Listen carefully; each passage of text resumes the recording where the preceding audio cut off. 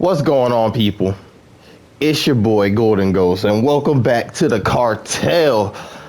Where today is a very sad day for me because I just completed the final boss, and now I must temporarily part ways with this game until I decide to do a second playthrough. What a ride this has been! What a journey this has been! And I kind of wanted to give my thoughts now that I finally completed the game. It took me 96 hours. 96 hours to beat this shit. And I didn't pussyfoot. I didn't go through just the main story and beat everything. I went through and beat every major boss. I went through my trophy list, and literally the only trophies I don't have now are ones for like collecting every legendary armament and the ones for different endings in the game. That's where we're at. I've beaten everything up to this point. I have a couple good things to say. I do have a couple nitpicks, if you will. Especially like regarding my current build. But yeah, I just want to get into it. Let's start with the bad because it's not a lot of bad. There's not a lot of bad.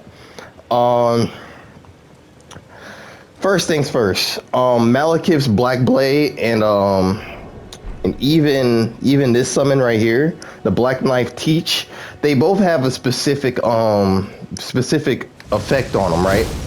You know, you hit them with this, and if they get hit by it, they take damage over time. They take damage over time that ticks. The issue with this is I think it's bugged because when you hit them with these type of attacks, their health goes up before it goes down. Like the initial hit puts their health, like it gives them health, and then the damage ticks their health back down. So it's like, I don't know if that's a glitch or what, but against certain enemies, especially the final boss in particular, he was getting his health right back. So it was like nullifying majority of my game with this blade. You know, it was like, damn, I need to use a different weapon.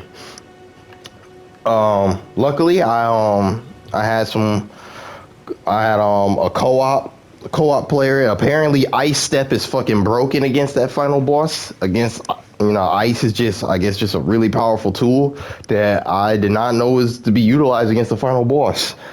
So luckily they had that, and it was able to help me get that little extra boost I needed. That's neither here nor there. Let's get into more nitpicks. The dodge button.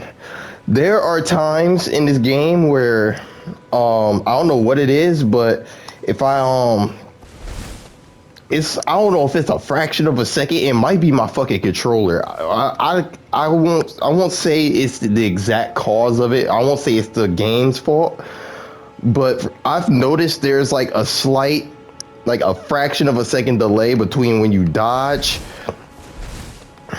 And sometimes that shit manages to get the best of me because I get hit by attacks that I swear on Jebediah himself I fucking dodged, you feel me? And it's like, you know, sometimes, certain points in the game, you get hit by stuff that you feel like you shouldn't get hit by, and it's frustrating, you know? Other things that are nitpicky, the fucking creepy crawly hands, those things fucking are nightmare fuel. I don't like those. Oh, and then my last nitpick that I can think of off the top of my head right now, the gank fights. The gank fights are fucking bullshit. The gank fights are fucking bullshit in this game, bro. Like there's no balance in that bitch, bro. Like there's no balance. Like, and for example, Ornstein and Smo is probably their most balanced gank fight in Souls history, you feel me? And the way they have that balanced out is you have one that's slow, you have one that's fast, and you have debris to help give you cover. Majority of these fights don't have that shit. You have You have the one gank fight in the Red Man Castle where you have that one aggressive ass beast that looks like he's ripped straight out of Bloodborne, and you have a Crucible Knight. And there's no debris anywhere. If anything, the debris is the chairs and tables that literally get in your way. Like that's one thing that really had me sick about that one in particular. You couldn't dodge even if the button operated, because you dodge in place because debris is literally trapping you in place. But that type of thing doesn't affect these bosses in this particular fight, because they're, you know, it don't affect them, and they have oppressive range to begin with. But the Crucible Knight stab is so unpredictable, it feels like it's hitting you from across the board half the times. What else? Let's see. Oh,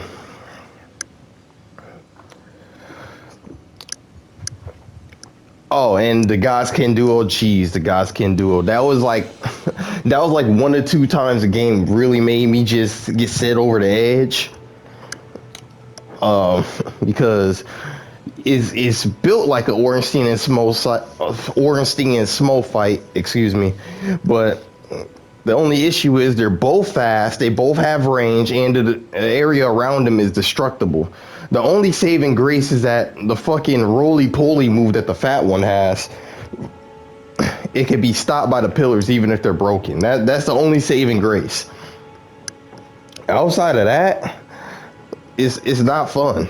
It's not. And then on top of that, the run to get there is filled with some dragon knights that are fucking strong as shit. They're mini bosses in their own right, and there's fucking 3 of them you gotta avoid just to get in the boss area. You know, it's annoying. But outside of those, bro, oh yeah, and the birds. Jesus Christ, the birds.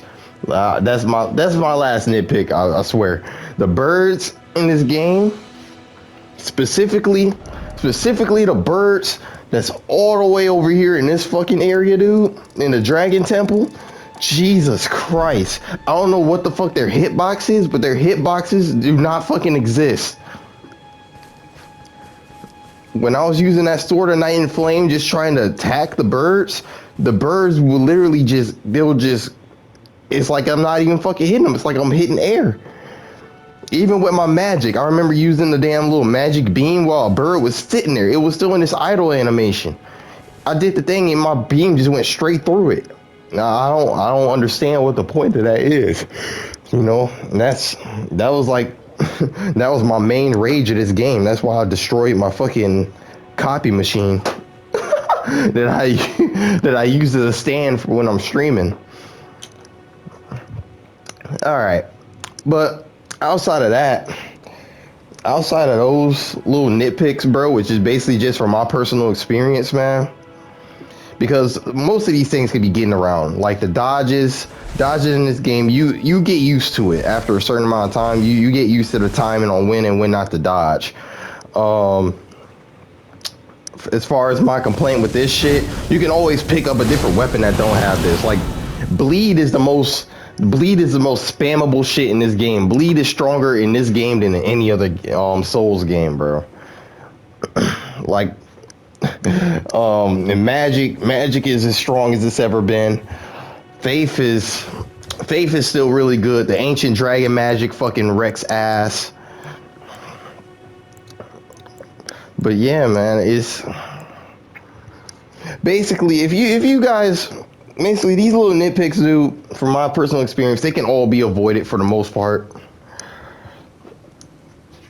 And if you're a fan of Dark Souls, bro, you need to get your hands on this, bro.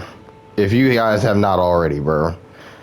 You have people who play 2K who are getting this shit, man. That's how good this shit is. You need to get your hands on this. You need to get in the experience. It's literally Dark Souls 3 with like basically like a fucking with an entirely new breath of fresh air, a brand new open world, brand new open take. And then look at this fucking map, dude. Look at how big this shit is. Look at all the shit that you have to explore. I haven't even explored shit over here yet. I'm pretty sure there's shit over here that you can't even, you know, that you need to get access to. There's a whole dungeon over here that I haven't touched. Whole ruins over here, more ruins over here. So much shit that I have not even got my hands on. And I've beaten everything there is to beat on the game, which means, or I beat every achievable boss there is to beat on the game. So it's like there's still shit for me to do. It's so much stuff for you to do on this game, man. And that's what's so crazy about it, dude. Yes, it's difficult, especially at the beginning. At the beginning, it's difficult. But this game is one of the easiest games to level up in. It's ridiculous. I'm gonna give you guys an example. I'm starting from the first step, right? The first boss is somewhere around in this area. I'm not gonna tell you how to get there. I'm not gonna spoil the experience for you. But if you take a right, you have all of this to explore. Now you're gonna be really under level when you get around this area. What the fuck? That's where that shit was at? Take this waypoint off. You're gonna be really under level when you get here. But you travel through all this shit. You managed to get yourself right here and right here. Oh, not right there. That's later. You managed to get yourself right here and right here, bro. These are, especially right here, this is a fucking grind spot, dude. Where you don't have to fight a single enemy to get souls, bro. You can use these souls to level up, and then next thing you know, bro, you strong enough to take on all the shit over here and get yourself up here a little bit before you need to get you some more souls, bro. And then by the time you get to by the time you done use this for a little bit and you're like, okay, I need more souls. By the time you get to that point, you're over here for the first time. You're over here for the first time, and then I'm pretty sure you got access to different quest lines and stuff like that. That'll give you access to stuff over here. And once you get access to stuff over here and over here, bro, I could go on and on, man. Like it's different shit that you can do that gives access to more shit and to more shit. And it's like, just to keep it honest with you, man, it's leveling up in this game is easy, man. As long as you have an idea where to go and an idea what to do, it's easy, bro. And it's only a YouTube search away, bro. There's so many guides on how to cheese this game. There's so many guides on how to cheese the bosses, how to get to certain areas early and stuff like that. It's so much information out there compared to when I started playing Dark Souls 3, you know. And Dark Souls 3 is one of my favorites. Don't think that when I say it's like a Dark Souls 3, it's a knock, bro, because the graphics are so much better than what Dark Souls 3 was, like by a fucking long shot. I mean, fucking look at this shit. It's fucking beautiful. I'm on PS5. I'm on PS5 playing this. It's fucking gorgeous, dude. It's fucking gorgeous. I won't say it's on Demon Souls levels of gorgeous, but it's up there. And then on top of that, man, on top of all that, man, I don't know what else to say, bro. It just sounds like I'm just fanboying. Like, the game really speaks for itself, dude. That's really what it boils down to. The game really speaks for itself. From the bosses and stuff like that, to the enemy types, to all different type of things, bro. Is like, the things that I'm saying right now does not do it justice. Honestly, the things that I say does not do it justice. If you guys want clarification, bro, just go ahead and watch my videos. Go ahead and watch some other people's videos on their playthrough of this game. This game is godlike, dude. It's a must play. If you guys are into this type of game style, this action RPG, open world, you guys definitely need to get your hands on this, because this is game of the year material right here. Definitely. It's still a lot of time left in the year, but it's gonna be really hard to top some shit like this. And that's just fucking factual, dude. It's gonna be really hard to top some shit like this. My next anticipated games I want to play was Forspoken and Final Fantasy 16. But I don't think they're gonna hold a candle to this as far as like the scale and just how grand this entire game was, bro. There is so much shit to do, so much shit to explore. It's crazy, dog. It's crazy. It's crazy. So that's really all I have to say. This shit is amazing, dog. Shit is amazing. My word, I don't know what's left to say, man. There's really nothing left to say, man.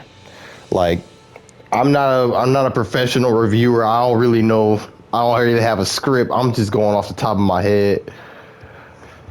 Like, this is on Breath of the Wild level, dog. You can say that. This is on Breath of the Wild level in terms of just scaling and action and everything in between. So much to explore, so much to do, so much power to gain. And so many different ways to do it. Speaking of different ways to do it, when I do my second playthrough, I'm going to go for a different build. If you guys want to give me a different recommendation for a second playthrough on what type of build I should go for, go ahead and let me know in the comments. I will respec and before doing a new game plus. And yeah, man, that's really all I got for you guys. I will catch y'all in the next one. I'll be playing some fighting games and back to my Apex as usual. And really, I'm waiting on Forspoken to come out. So appreciate you guys. And I'll see you guys in the next one. And I'll bid you all adieu. Thank you all for tuning in. Love y'all.